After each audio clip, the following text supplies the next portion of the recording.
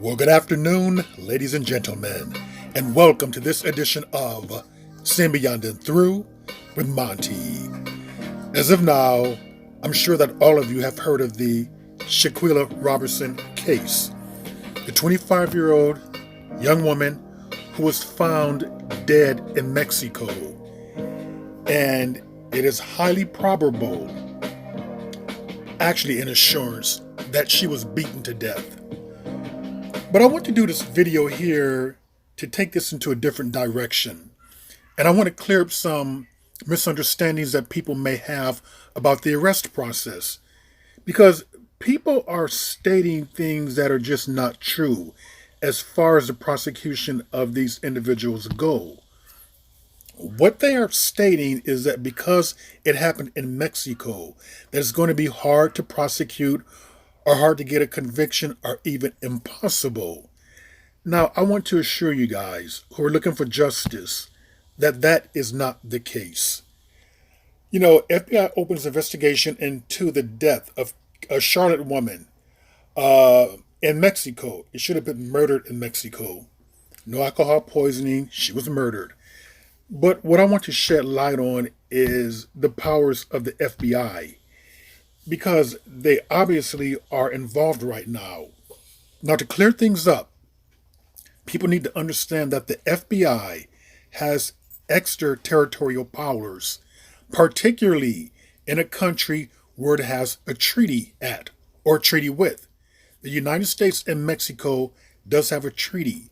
In fact, it goes back to 1849, I believe, the Treaty of Guadalupe, which ended the Mexican War.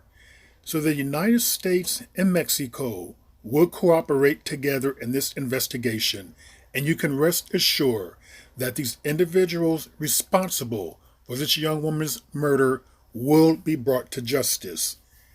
That's what I want to give information about. Because this false narrative that somehow, because it happened out of the American country, the United States has no jurisdiction, that is complete rubbish. Not true at all. And I want to say another thing too. You know, people, just be very careful who you label or who you accept or who you deem to be friends. Use that word very loosely. Another thing, and two, do not be so desperate to have friends or to have people like you.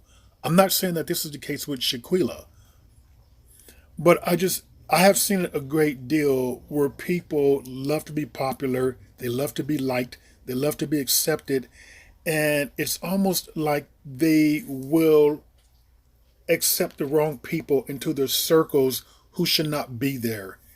So be very careful with that desperation and that need to be liked and accepted. Another thing I want to say too is that I noticed that during the beating, it almost seems like she was drugged or like she was sedated. Now, I know they checked for alcohol and they found none in her system, but I'm wondering if they checked for any other type of drugs.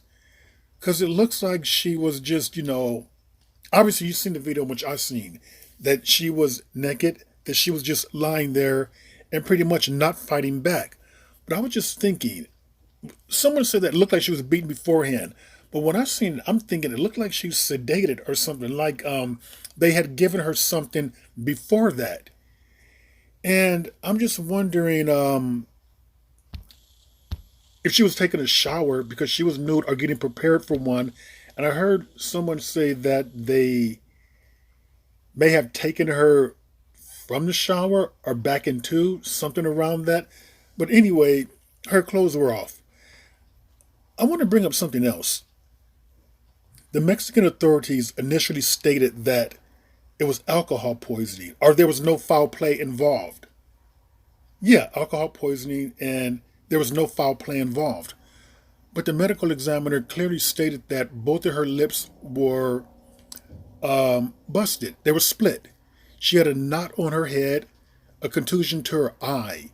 So you can pretty much tell that she was beaten. How can the Mexican authorities not see that? How can they not see that after all those blows that this Dejanay character gave her, that they cannot see that this woman was beaten? My question would be, did somebody pay them? Because there's a lot of bribery that goes on there. And this one girl who lives very close to there had advised Americans not to go there because you can be shaken down. And there's a lot of bribery that goes on there.